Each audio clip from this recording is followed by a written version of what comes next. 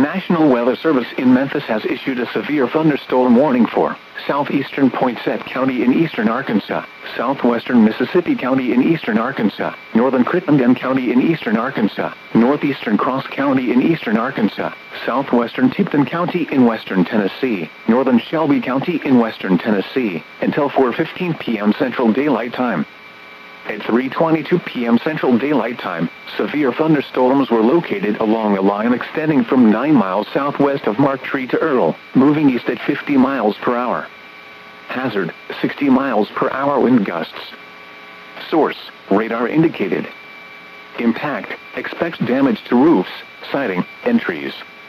Locations impacted include Millington, Osceola, Marktree, Earl, Lepanto, Wilson, Tyrenza, Kaiser, Beeman, Shelby Forest State Park, Munford, Joyner, Dias, Gilmore, Bassett, Jericho, Marie, Dixonville, Tipton, Atoka, and Turl.